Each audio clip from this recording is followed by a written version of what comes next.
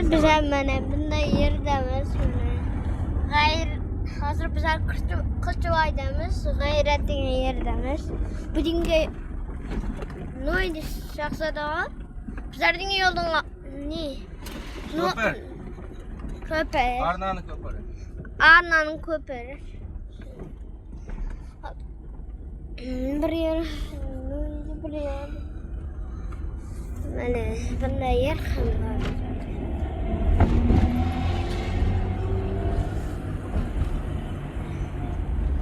Ko'k zuguli degan qo'shiqni eshitganlar 5 raqamini hisob qo'ysin. Hozir biz ko'k zugulidamiz biz. Oq zugulidamiz. Oq Jiguli qo'shiq chiqaramiz deb. Oq Jiguli. Ana shunday qo'shiq chiqaramiz, lekin 20 mingta omonachi bo'lgandan keyin. Ko'pirda ko'rsat mana ko'pir. Mana ko'pir. Arnani ko'rsatasan. Bu yog'ini ham buzilib o'tirgan yerini ham ko'rsat, toza yerini ham ko'rsat. Mana buzilib o'tirgan yeri, mana. Yana qaytadan quradi. Yana yarmini quradi chaqadi. Bu yog'ini ham ko'rsat, mana qurilgan yeri, mana Arna deydi. Mana Arna, mana toza qurgan yerni o'tirdi. Nida qanaqa nimadir bo'tiribdi, bizlar ham bilmaymiz, hech kim bilmaydi.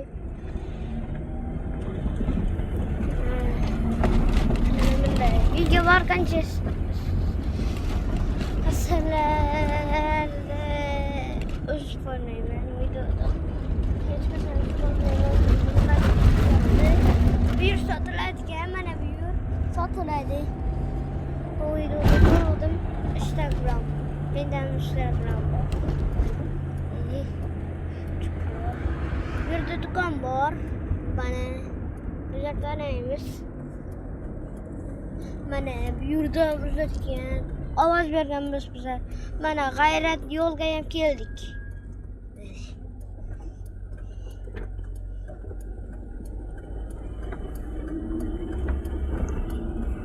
Mana keldik G'ayrat yo'lga. Bu tomonda bizlarning mana chap tomonmi, o'ng tomonmi da yo'qda. Bizlarning uy. Bu yerda tug'ilma bir narsa xona bor. 2 etaj mana. Yana nimadir qurilyapti. Bu yer ustaxona. Bu yer yana joy ber. Qo'ymish bizlarniki hali to'g'risida bu yerda satrasxona bor.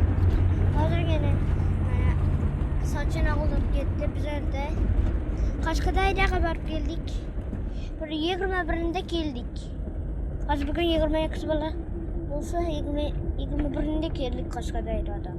Borib nimaga bor deysizlar deganlar bo'lsa, mening shu yoqda bir checham bor edi. Mana bu necha marta uylangan. Birinchi uylanganimda bir kuni 29-da qochib ketgan kechqurun.